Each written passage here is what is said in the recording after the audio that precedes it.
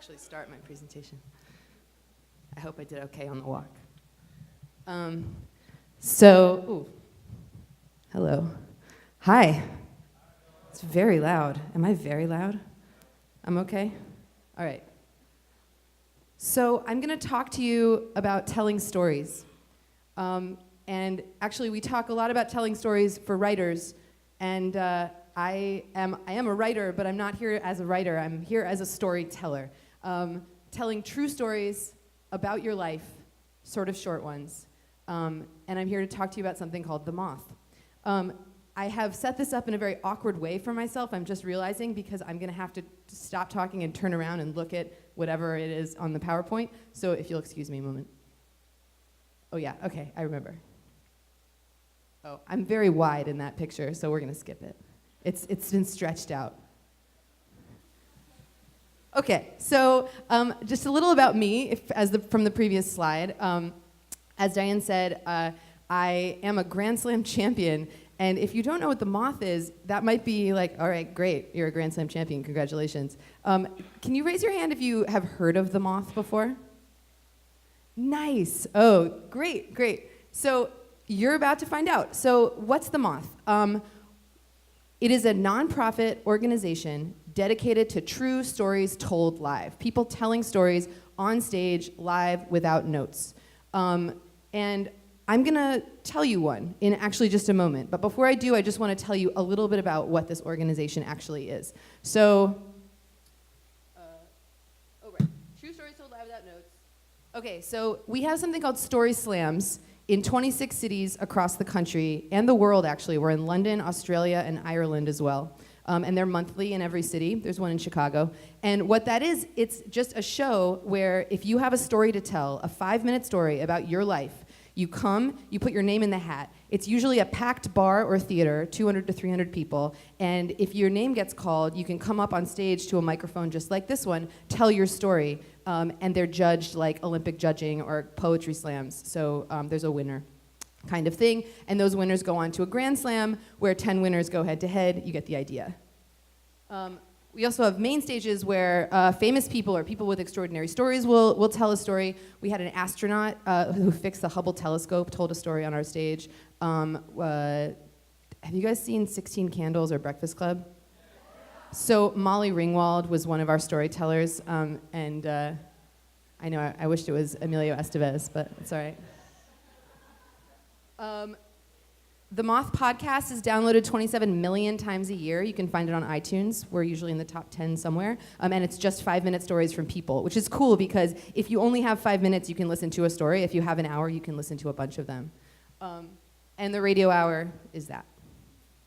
And then the Moth Education Program, that's me. But I wasn't always the Moth Education Program. Before I was a teacher, and then I discovered the slams. And I went to a slam, and I fell in love with it. And I was like, I have a story. So I put my name in the hat, and I got called.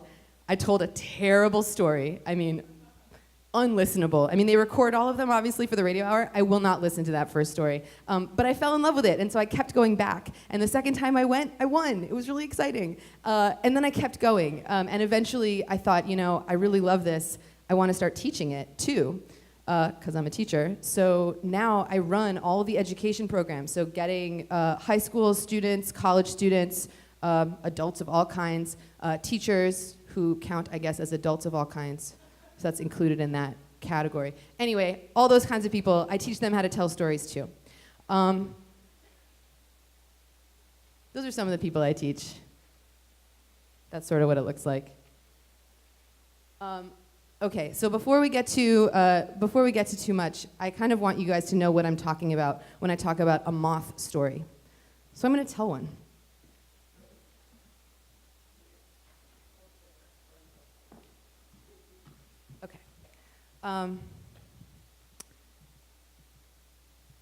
Okay, so just for your awareness, moth stories are usually 5 minutes long, 5 to 7, so that's about what this one's going to be. And it's true. They're true stories. They're not made up. There's rules about that. Those are just things in case you're thinking in your head, did she make this up? Okay. All right, so it's 1991, And I'm going into ninth grade. Are you all doing the math? Some of you are doing the math. You can think about how great I look for my age. That's fine. It's good. It's 1991. I'm going into ninth grade, and I'm nervous. And obviously, when you're going into ninth grade, you're nervous. That's an automatic thing. But I'm nervous in a really specific way because in eighth grade, I had actually lost all of my friends in a pretty protracted bullying incident.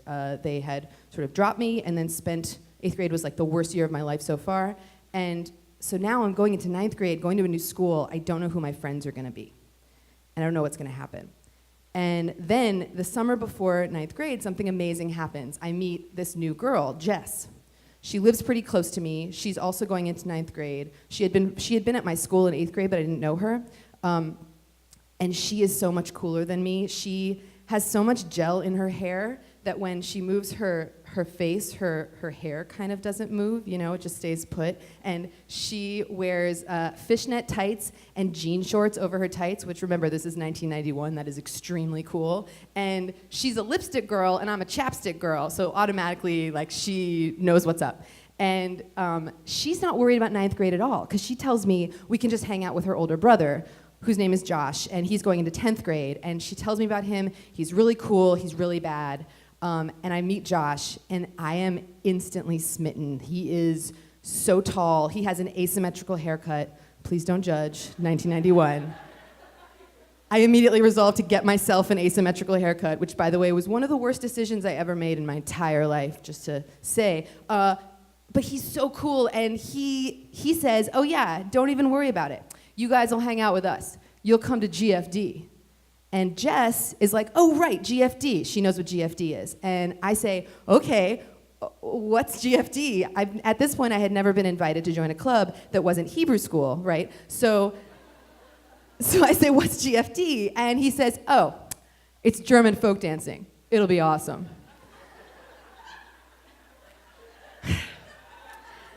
It's not what I expected him to say, obviously. I sort of thought he was going to say something edgier than that. But beyond that, there's also another problem, which is that I am the grandchild of 4 Holocaust survivors. So out of respect for my family history, in my family, we have rules about German things. We don't drive German cars. We don't take German in school. My friends have a German dishwasher, and my parents used to call that dishwasher the little Nazi on the way home when they would drive me home. Like, we don't do German stuff just because of the history. But to Josh and Jess, my new friends, I say, okay, I will join German folk dancing. So ninth grade starts, and I go to the first German folk dancing rehearsal.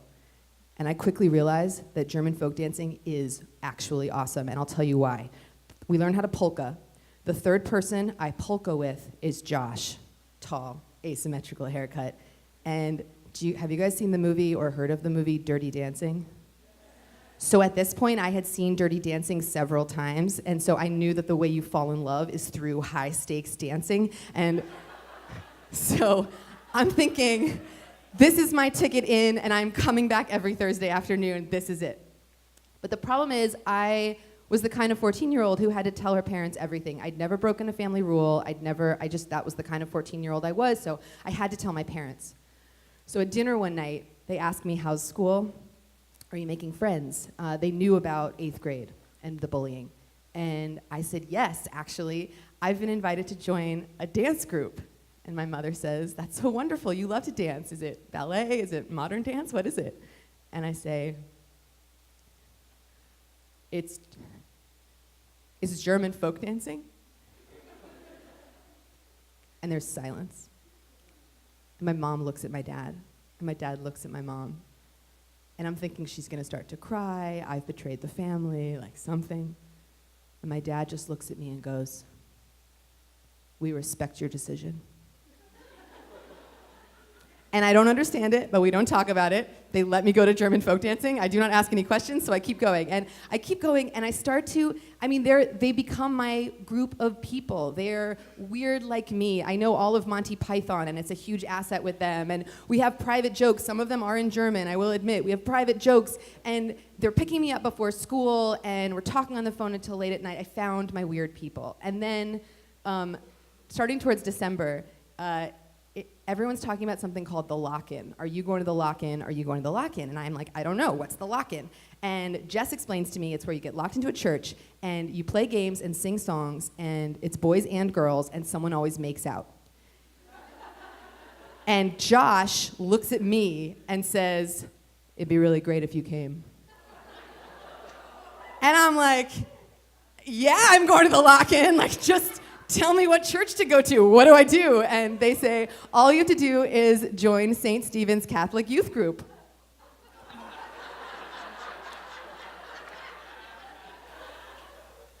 We don't even have rules about Catholic stuff in my family. We have the list of German things, but we don't even get there. We don't talk about it. To be honest, we don't talk about religion. We are culturally very into Judaism, but we don't talk about faith or God or anything like that. But I'm pretty sure I'm not supposed to join a Catholic youth group. I mean, we haven't talked about it, but to Josh and Jess, I say, okay.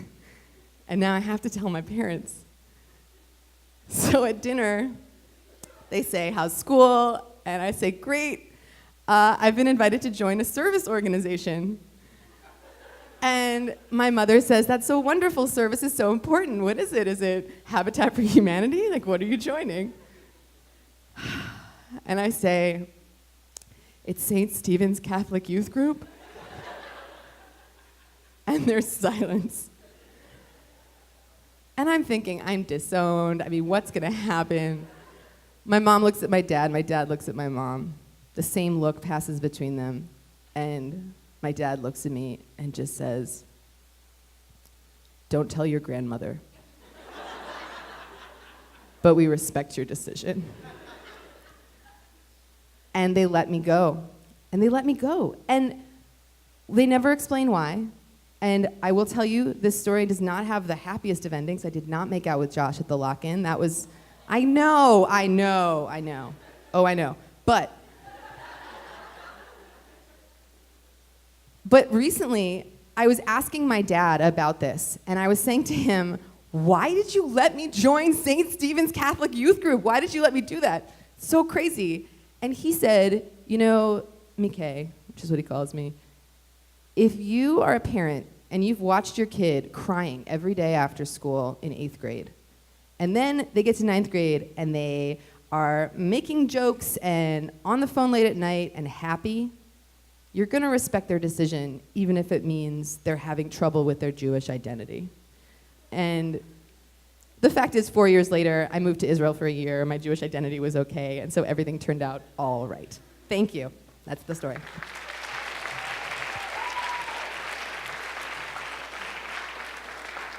How did I get here?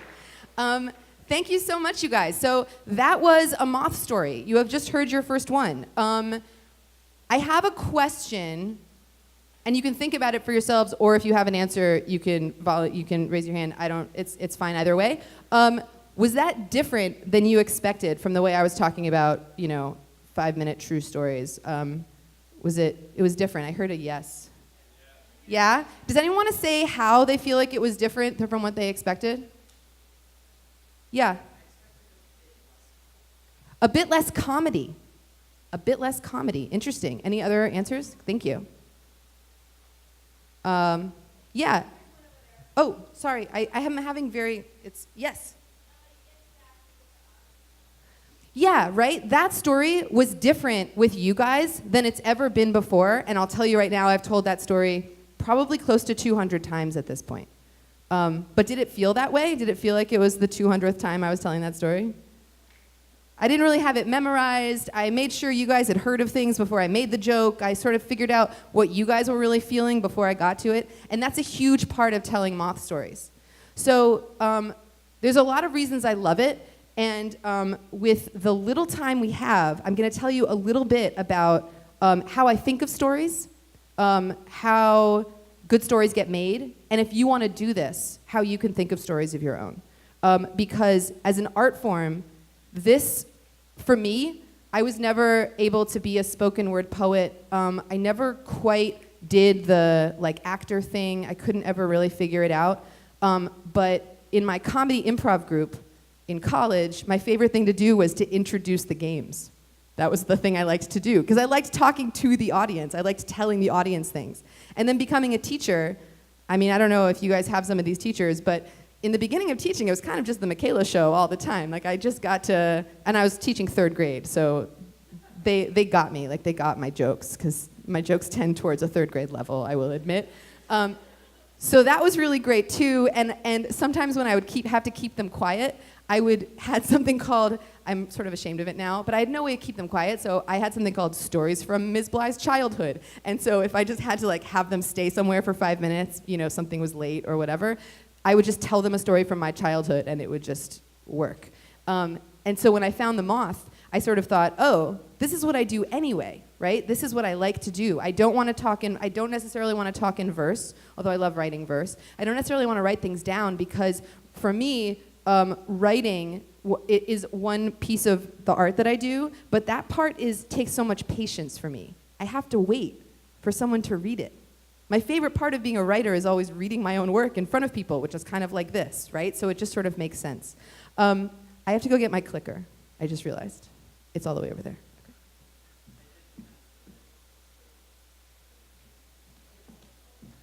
That is correct. I just turned 38. Good math. Okay, a pretty roundabout way. So I told you about that already. So I wanted to show you really quickly what a story slam actually looks like, because they're really exciting and it's kind of hard to get across what happens in a story slam with me just describing it to you. So the kind of story I just told, 10 of those happen on a stage 450 times a year. We have 450 shows a year because they're all over the country, they're all over the world. And this is happening that many times, which is pretty cool. So I'm going to play this. I think I'm going to play it successfully. Should I press play or should you press play? I still remember the first time I told a story like it was yesterday. I got to the show and I was so nervous, not knowing when my name was going to be called, not knowing what it was going to be like to use my own voice on stage. I heard my name called and I was so scared, and I got on and told it and managed to win, and it was the only victory I've had in about 40 tellings of stories. It was just beginner's luck for me. That was my experience of the rush of being a participant, and I could see what was drawing all these other people to come back. The Moth is an arts organization that specializes in the art of telling stories. The Story Slam is a mock program in which anybody can get up from the audience and tell a story. Our first storyteller will be Sean O'Brien. Come on, Brooklyn! A good story, it's somebody getting up on stage and for 5 minutes framing an experience for you that had some sort of significant change or bearing on their life. I go deaf. I get that ringing in my ears. I can't talk, I can't think. And he introduced me to his friends, and he was so proud of me. Oh, you're incubating at room temperature. Have you tried 4 degrees? When we encourage people to prepare stories, we don't say, just bring us your funny stories or just bring us your serious stories. But the hope is that they're bringing us something true. We've had these beautiful moments in the room where everyone goes silent, and it doesn't mean that somebody's bombing. It just means that everybody's kind of holding their breath. And she's mad at me because I can't tell her that I am trying to save money because I'm living with people who can't always take care of me in the way that I think they should. Thank you. The Moth got its name because this image of moths gathering around a flame is this idea that there's somebody who's presenting, their light, their truth, and that everybody is attracted to it. Yeah, so that's a little bit about the slams. One thing that I really liked that Robin said was this idea that you don't have to just bring your funny stories. Someone said there was more comedy in this than they expected. Many stories are heartbreaking. Many stories are hilarious. The best stories are actually kind of both. The best stories are real, and also it's very rare that you have a time in your life that is just unrelentingly awful. there's sometimes some piece of it, or maybe your perspective on it, that ends up making it a little bit lighter. And I really love that about these stories. And also, I wanted to point out the way you guys listened, which you were a beautiful audience for that story, by the way. I really appreciate it. The way you listen is different than how you listen in class. When you listen to someone tell a true story about them, your listening is sort of an act of giving them something. You guys were giving me the act of listening so that I could tell you the truth of what happened, right? How do I get out of this? Thank you. So how do I think of stories to tell? Great stories have change in them. And I like to say, and the Moth likes to say, the difference between a story and an anecdote is an anecdote, you didn't change. It was just a crazy thing that happened to you.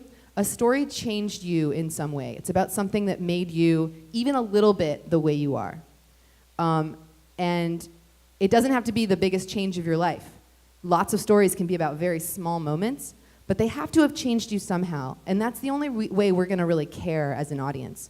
Learning to tell Moth stories, in a lot of ways, is learning how to talk so people will listen. It's as simple as that. And a huge piece of that is number one, the thing that we were talking about before, really being here with the audience and knowing that you guys are the ones in the room with me. And number two, telling you about something that matters to me. If I don't care about it, why should you, right? There's no reason. So I have a thing called I used to be, but now I am. I actually stole it from Kenneth Koch, who's a poet. I used to be blank, but now I am blank. It can be filled out so many different ways for every individual person. I used to be 34, and now I am not. I used to be really into eating chocolate, and now I am really into eating chocolate. I used to be, you could answer it in lots of different ways. I used to be shy, but now I get on stage and I talk to hundreds of people. So different ways that you've changed. And then looking at those changes and going, what happened to change me? I used to think that my brother was really terrible, like to me. He was a really bad brother. And now I think he's a really amazing brother and kind of always has been. The change in my story about German folk dancing, you guys could probably name a bunch of different changes in that. Actually, I've never thought about that. Any ideas? I used to be...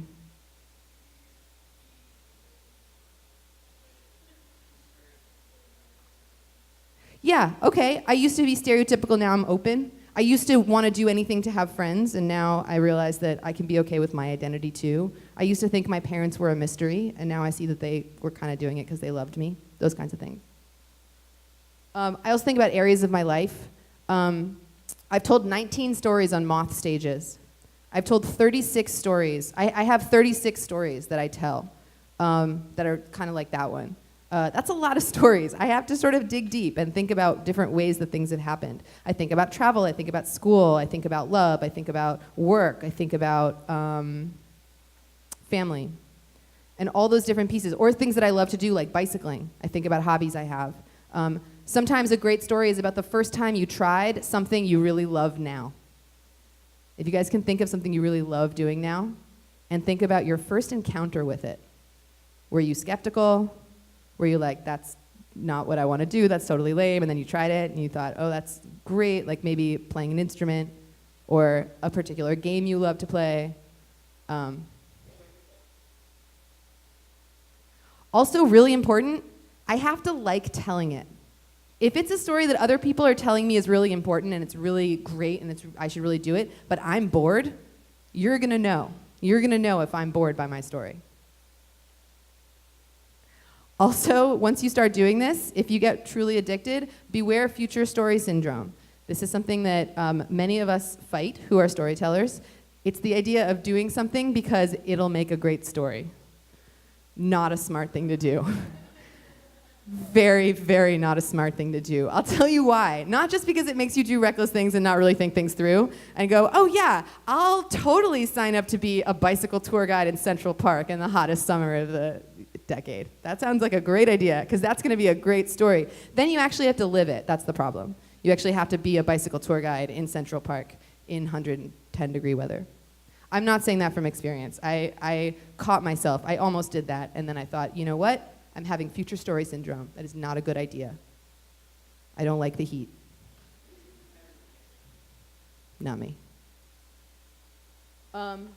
Okay, and what makes a good story? I'm going to run through these kind of fast, actually. And if you're interested, I would love to tell you more. But especially because that's one of the main questions on your list of questions of things you can ask, I was like, why not head that one at the pass? And I'll tell you what makes a good story for me. What makes a good Moth story, in my opinion, we already talked about that one. Ooh, I'm so ahead. Oh, a theme. You connect to your theme. A theme is not, I'm going to tell a story about innocence, and then you think of a story that's going to have innocence. It's more like, this thing happened, and then people listen, and then you tell it, and you go, actually, that's really about X, Y, and Z. So I'll give you an example. My German folk dancing story, the way that story started is when I was at parties and people would get on the topic of religion, my contribution would be, I joined a Catholic youth group in high school. That was the whole story. That was all I would say. That would just be my funny one-line thing that I would say when everyone was talking about what they did in high school. And eventually, when I started doing Moth, I thought to myself, that's really weird that I did that. What did that mean? What was that about? And I started thinking about all the things that got me to joining a Catholic youth group. And that's how I got to wanting to belong and all of those things, right? And that's how I built that story. So I didn't just build it going, I need to tell a story about coming of age in the early 90s, right? That would not have had the same effect. Every detail counts. Can anyone remember how I described Jess? Lipstick girl. Okay, yeah, call other things out. Fishnets. Hair gel. That's all you need to know about Jess right now. She is not the point of the story, right? If I have 5 minutes, and by the way, at a story slam, there's a producer ringing a bell at 5 minutes, and your scores start to drop if you go over. So I have very little time to get a lot done. And so choosing the right details, I chose those details very carefully. I'll tell you, actually, I once told that story in a high school, and there was a girl in the front row wearing, I swear to God, fishnets and jean shorts over her fishnets, and I was so excited. Because I said, it's coming back. It's going to be cool again. And it is. So knowing Jess about that. And then how is Josh? What about Josh? See that? Poor Josh. If he knew that that's all that's left of him in my memory, he wouldn't be that sad. You show us a scene. It's very easy to get up and go, I was really shy, and I was always doing this, and I was always standing in the back of rooms, and then I started doing that less, and then at some point I started speaking out more, and then I became really loud. Great. I can't imagine any of that, because you're not putting me in any scene, right? So there's a couple of scenes that you want to put in a story. Can anyone remember a scene in GFD? Something that you saw, like moment by moment, kind of, Dinner table? Yeah, dinner table a couple times, right? That was sort of the big one. I sort of think of it as directing a movie. Sometimes you have the montage where it's the best day ever with your best friend ever, and it's the romantics are playing. That's what I like about you, and you're like clinking ice cream cones and riding the Ferris wheel, and it's just a big montage. And then sometimes it slows down into the confrontation with that friend, and you see her, and then you see you, and then you see her, and then you see you, and then you see the last ice cream, and then you see her and you, and the last, it's like a slow down, who's gonna get the last ice cream? That's a very dramatic scene from a screenplay I wrote. This is a huge one. You're honest with us, but choose what you wanna share. If you get up here to talk about the worst breakup you ever had, but when you get up here you say, it was fine, I don't care. No one believes you, and everyone feels really bad for you because no one believes you. And it's really hard to try to trick the audience. And in fact, it works a lot better if you tell the audience the truth. Not the whole truth, you're in control of that, but don't try to make things up that didn't happen. For example, I am honest when I tell you that I was really scared going into 9th grade. Also, 8th grade really was the worst year of my life thus far at that point. But I don't feel the need to tell you all the details of that. That's actually something I never tell stories about because to be totally frank, it's painful. I don't like it. I don't like, speaking of telling stories that you enjoy telling, I don't want to. So I'm in control of that. I can tell you, yep, it sucked. That's it. That's all you need to know. And that's okay, right? You don't feel like I'm lying to you. You don't feel like I'm keeping things. So that's really important, that you be in control of that. And that you don't feel like you have to tell the deepest, darkest secret of your life to be telling a good story. I'm going to do this really quick. It's classical story structure. What works for The Hunger Games, what works for Star Wars, also works for a 5-minute story. So that arc, that Freytag's pyramid, totally works. The world as it was, and then one day something happened to change everything. We raise the stakes, we have a big moment, and then the world as it is now. It's so simple. You can change it around all the way. Will you save your question for the end, but I promise I will get to it? Great. Okay, and frequently, I'm doing really good on time. Frequently asked questions when I teach storytelling. Here they are. Very common. Totally 100% wrong. It's really amazing. Almost every workshop I ever walk into, at least a third of the people have this to say first. Usually with folded arms in a little way of like, so good luck getting a story out of me, right? But nothing exciting has to have happened to you. You all made it to where you are standing and or sitting right now, and we want to know where that came from.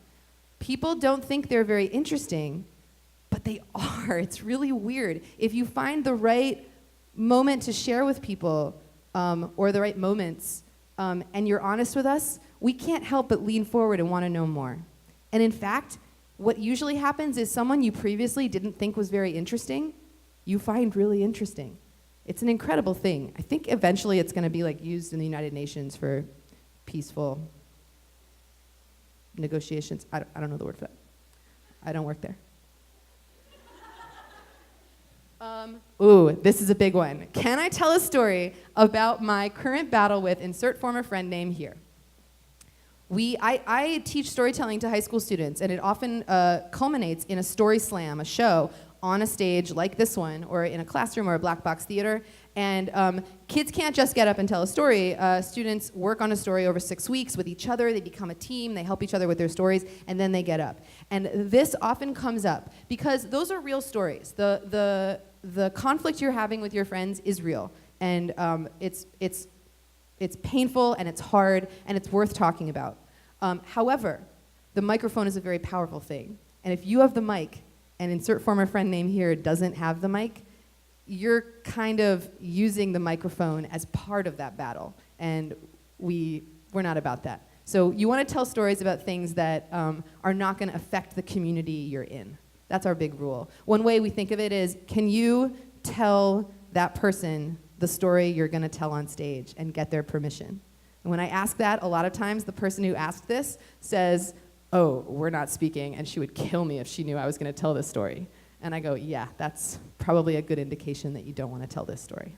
I will also share that I have been on the receiving end of this experience recently when someone that I was involved with told, wow, I'm really telling you guys the truth today. This really happened. Someone I had been involved with told a story in a different city at a Moth slam about me, and didn't know that I would be able to hear all the archive of all the stories that I've ever recorded in the entire world, and saw his name and was like, oh, I'll listen to the story that he told, and then discovered it was about me.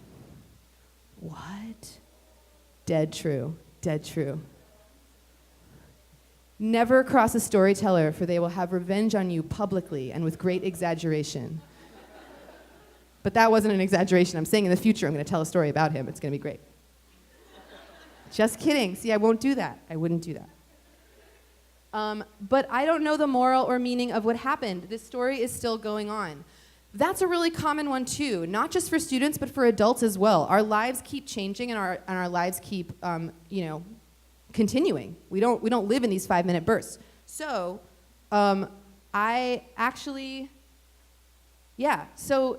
ending a story without a moral is 100% okay. Stories that do not end with, and so I learned that, are 100% okay. Stories that end with, honestly, I don't know what's going to happen next, but what I'm really hoping for is this. That's great.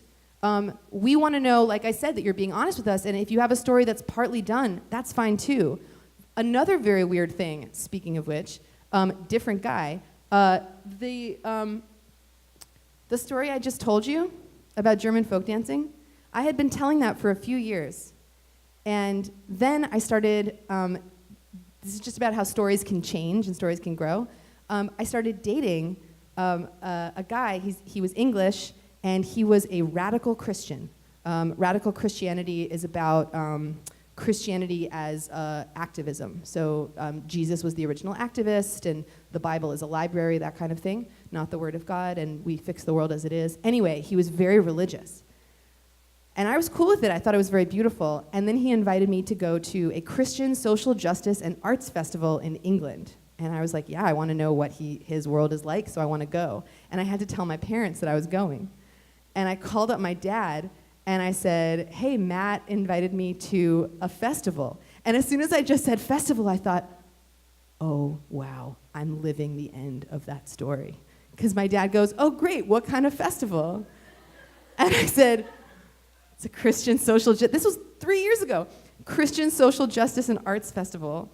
And we had a whole conversation about it. Instead of him just saying, I respect your decision, he said, what's it going to be like if you're with this person and your religious views are so different? And we had this beautiful conversation. And that's when he sort of told me about how he felt about it in ninth grade.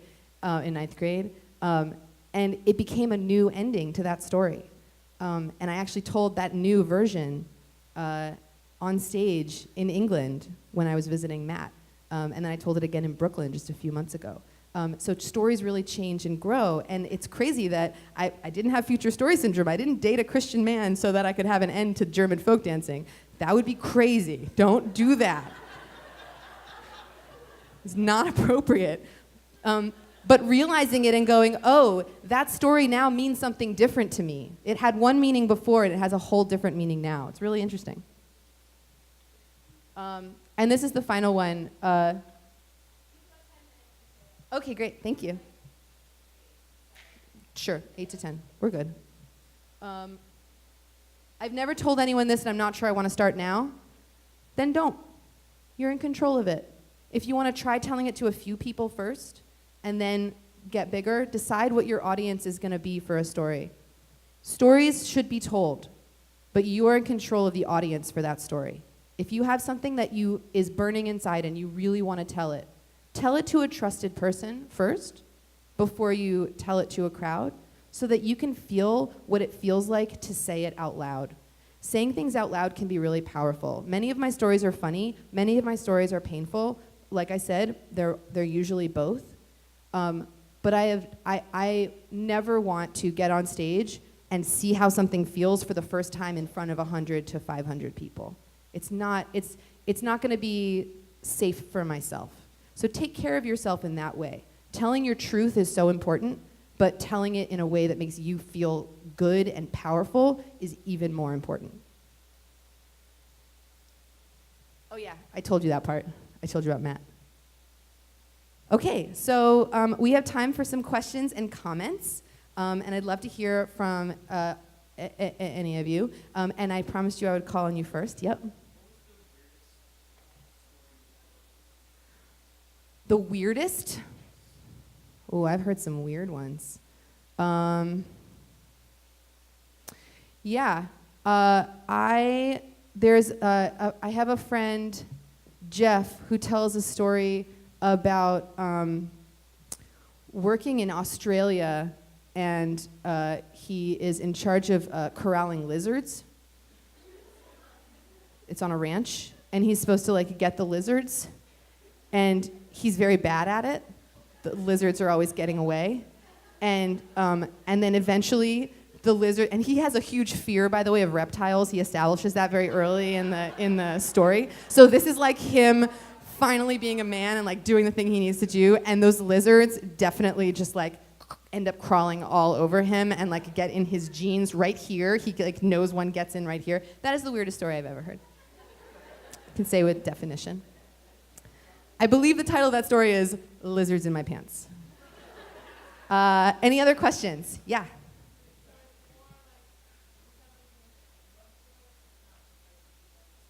No, yeah, this festival is called Greenbelt, and it's in England in August. It was an amazing experience to go. I was probably one of 2 Jewish people who was there, and I never felt out of place or unwelcome in any way at all. It was magical, really, really fun.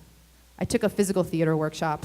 There was this lecture called Angels and Cyborgs. Like, it was crazy. It was really nice. I liked it. Yeah, I have a whole theory now about angels and cyborgs. Any other questions? They can be questions about, oh, yeah. Yes, that's a great question. So at the Moth, the convention is the story has to be a true story about the teller, which is different than other kinds of storytelling, right? Where you're telling family legends or things you know or reporting. And all of those are amazing ways of telling stories as well. But at the Moth, the limitation is it has to have happened to you, not your grandfather or not someone you know. Because a lot of it is about your reaction to it, right? And how you were in it. So it's hard to do that. Yes. Oh, also a great question. At the Moth, it is always one person telling a story, but there's a great show. So a lot of sort of copycat storytelling shows have sprung up after the Moth that are just people getting up and telling the truth. And there's all these great versions of it. So I have a couple of favorites. And one of my favorites is about that. It's called No You Tell It. And it's couples telling stories that happened to both of them. And they get to sort of like take turns telling their side of what happened. It's pretty great. Yeah, it's really fun. The other version of a storytelling show that I really love is called The Liar Show, and it's a show that I do a lot. I really enjoy it. It's where there's 4 storytellers. They all tell stories in the first half. One of them is telling a complete lie, but you don't know which one it is. And then in the second half of the show, you interrogate the storytellers. They get back on stage all together, and you ask them questions and try to catch them and figure out who's the one lying about their story. It's awesome. And then, so I've done it a lot, and I've often actually been the liar because I really love that feeling of telling something as though it's completely true, and then it's not, and then having to answer questions. So someone will ask a ridiculous question like, oh, really, what was on television at that time? And you'll get to say, I don't know, I wasn't watching TV, why are you asking me terrible questions? But then someone else will ask something about like who was president, and you won't know, and you'll get caught. I've never been caught, I will say. I'm a pretty good liar. Any other questions? It can be about how to tell a story. It can be about how I got to where I got. I did skip over a lot of that stuff. It can be about what it's like when high schools do this stuff. It can be about the Moth in general. Yeah.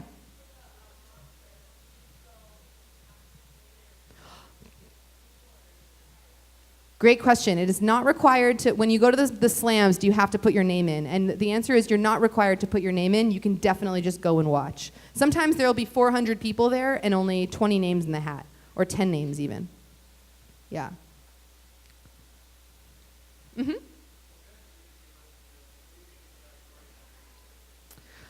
What kind of music do I listen to, and who is the best storyteller? Do you know the Spotify playlist Confidence Boost? Pretty much what I listen to. No, that's it's on heavy rotation on my Spotify. I do listen to that. I listen to old R&B and soul. I listen to another Spotify playlist called Infinite Indie Folk, like on my way home from work. It's very nice and calm. It's good when the sun is setting. Those are my 3 big ones. Sharon Jones and the Dap Kings they're going to be playing in Brooklyn very soon. I'm very excited about it. And who's the best storyteller? I do not know. I could not answer that. I could answer who is the most honest storyteller. I could answer who's the funniest storyteller. I could answer who's the storyteller I learned from the most. That's a guy named David Crabb. You should check him out. Ooh. Bye. Bye, everybody.